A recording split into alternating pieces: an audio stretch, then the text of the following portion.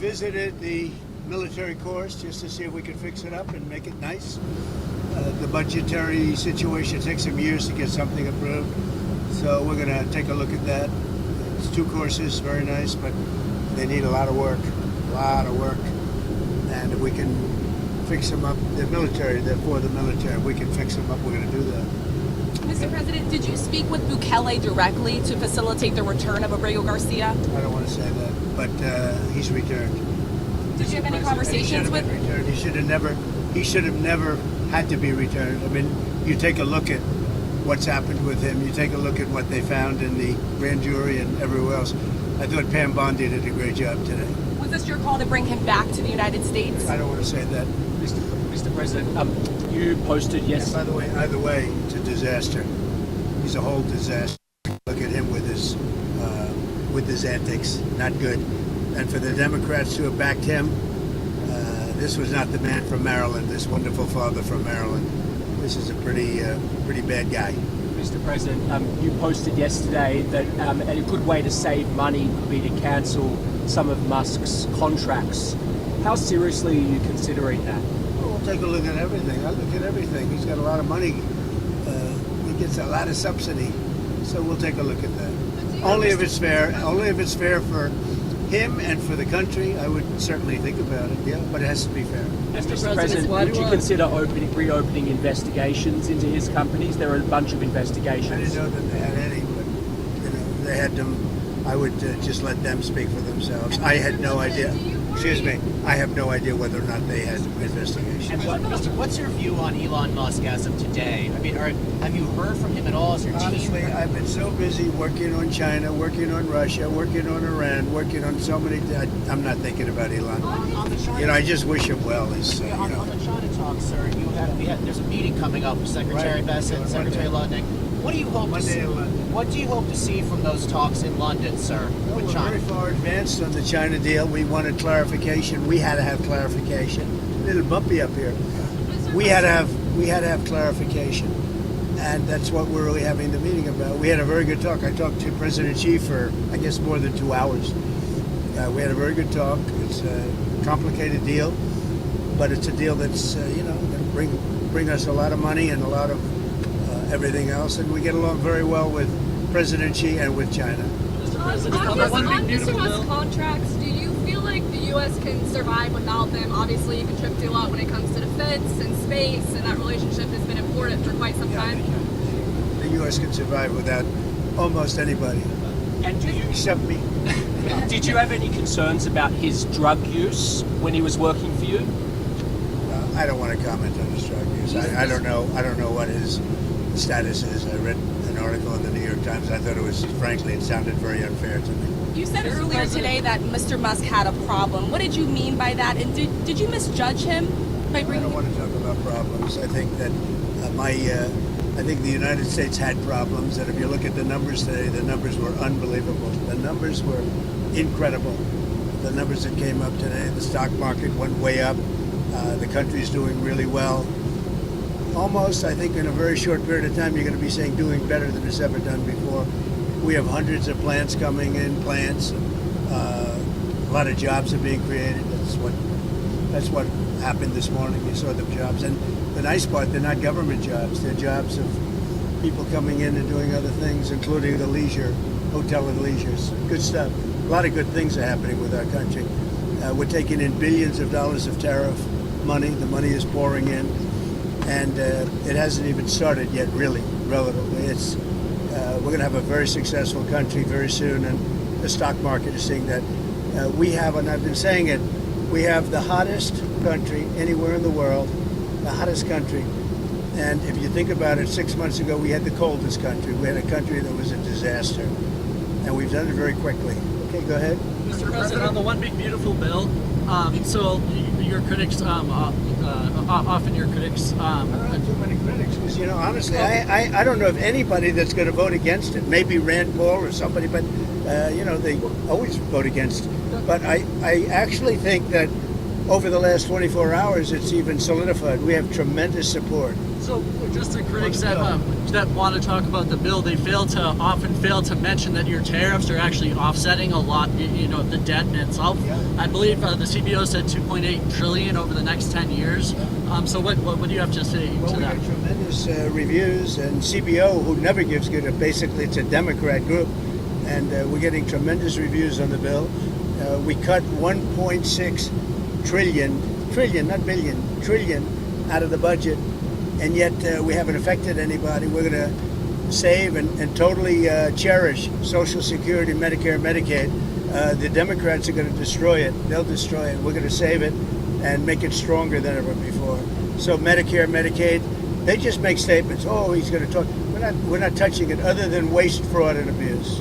That was my Mr. next question. President, on Russia-Ukraine, did the Ukraine drone strikes against the bombers inside Russia, the airfields, did that change your view at all of what Zelensky, the cards he has? Well, what he's capable of? they gave Putin a reason to go in and bomb the hell out of him last night. That's the thing I didn't like about it. When I saw it, I said, here we go. Now it's going to be a strike. I did something that people don't talk about, and I don't talk about very much, but we solved a big problem, a nuclear problem, potentially, with India and with Pakistan.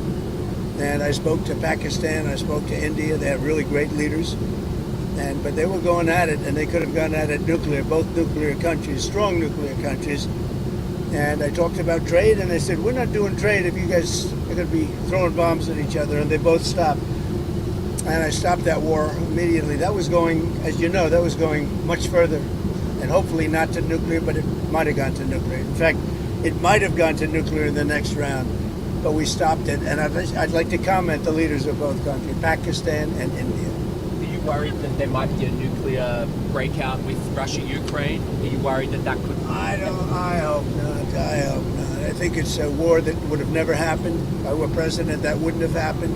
I certainly hope not. Mr. President, Senator Hawley said he had spoken with you about potentially removing cuts that were in the House passed bill to Medicaid that would hurt Trump voters in rural areas. What are your thoughts about Well, that? we did speak about that. We're really talking about waste, fraud, and abuse. And Senator Hawley's a great senator. He's a good guy. And I did speak to him, and we want to make sure that doesn't hurt anybody, because it is about waste, fraud, and abuse. That's the only thing. And everybody wants that. On Russia-Ukraine, where are you at today with the Senate sanction bills? There's been some reporting that the White House is, Well, I considering know trying the to get the bill. I watered saw down. the bill. We're going to see. I mean, if I think if I think Russia will not be making a deal or stopping the bloodshed, 5 and 6 even. I've been saying 5 and 6, and now it's more. 1,000 a week soldiers being killed, and people being killed. Not just soldiers, people being killed, but largely soldiers being killed. I'd use it if it's necessary. But are you trying And to they've really given me that option. Are you trying to get the Senate to water it down, though, from its current version? I haven't spoken about it. They have a bill. It's going to be up to me. It's my option. They've made it that way, and it would save a lot of time if that happened. So I'm okay with it. I haven't decided to use it. It's a very strong bill. Mr. President, you gave Elon Musk, when he left the White House, a key, symbolically, to the White House, to the administration at large. I think that's what would you like him to give that back? No, I don't take things back. No, What about the Tesla? I gave him a key. He tried very hard. The Tesla, I haven't thought What's your about reflection on it. his work then, as of this point, for the administration? How do you think his DOGE did at the end of the day with the savings that? Oh, I think it helped us a lot. I think it helped our thinking, and it's not finished at all. We've basically taken it over, and we're doing a job. Many of those people remain with us, and they're going to remain with us. They're very good. It's terrific. We saved, hundreds of billions of dollars. It's terrific, and it's going further. I mean, I'd give you the answer actually at the end of 2 years, because a lot of it is out into the future. But it was a big saving and a good mindset. And what are you going to do about the Tesla? Are you going to keep it, or are you going to? I haven't thought about it. Do you have any plans to I contact? hope he does well with Tesla. Do you have any plans to speak with Mr. Musk? This was one of your closest advisors for No, I don't months. have any plans. Somebody made a mistake. A lot of reporters have been calling me. I didn't call any reporter. A lot of reporters, they asked me the same question. No, I don't. I'm not even thinking about that. There apparently were these efforts. This is what I read, to bring you and Elon back together. So those efforts where are they? No, there are efforts. I mean, I've been asked about it, but I'm not really interested in that. I'm really interested in the country and solving problems, including war problems in very far away lands. A lot of people being killed. You know, when I left, we had no problem. We didn't have wars. We defeated ISIS 100%. Iran was broke. There was no Hamas problem. There was no Hezbollah problem. Israel wouldn't have happened, in other words. Russia, Ukraine wouldn't have happened. We had no inflation. And by the way, we have no inflation now. And if we had a good Fed chairman, you would lower rates. And you know what? If inflation happened in a year from now or 2 years, let them raise rates. But we're going out for long-term debt or short-term debt. We have a lot of debt coming due because Biden had all short-term debt, mostly. And we would get a lower rate and a lower interest rate if this guy would lower rates. We get a lower interest rate. It's unbelievable. And he's worried about inflation. If he worries about inflation any longer, all he has to do is get the lower rate, let us go out, borrow at a much lower rate, much lower. You could go down a point or two. We'll go out, borrow them, and if in 2 years inflation comes back, he raises rates. But he keeps them the same. It's insane. Are you already thinking about your next Fed chair? Are you already thinking about who your next Fed chair would be? I know it's 2026 when his term expires. So you're already thinking about it.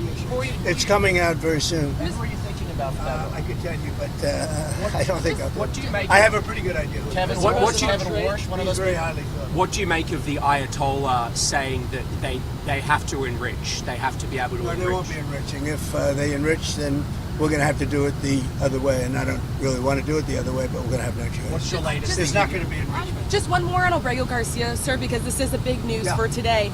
Just months ago, it seemed like from El Salvador to even your administration that there was no chances that he would be returned. So can you just explain to the American people what sort of happened to facilitate his return in the last few DOJ made a decision. I think their decisions have been very, very good. And maybe they just said, look, all of these people, these judges, they want to try and run the country. The judges are a local judge trying to run the country. The man has a horrible past, and I could see a decision being made. Bring him back, show everybody how horrible this guy is, and frankly, we have to do something because the judges are trying to take the place of a president that won in a landslide, and that's not supposed to be the way it is. And so I could see bringing him back. I could see it either way, bringing him back or not bringing him back. But by bringing him back, you show how bad he is. He's a bad guy. On China, sir, did President Xi agree to We're restart landing right the now. flow I'm sorry. of We're rare landing right minerals now. and magnets? Say it what? Did President Xi agree to restart the flow of rare earth minerals and magnets? Yes, he did. Thank you very much, Thank you, everybody. Mr. President. Thank you for coming back.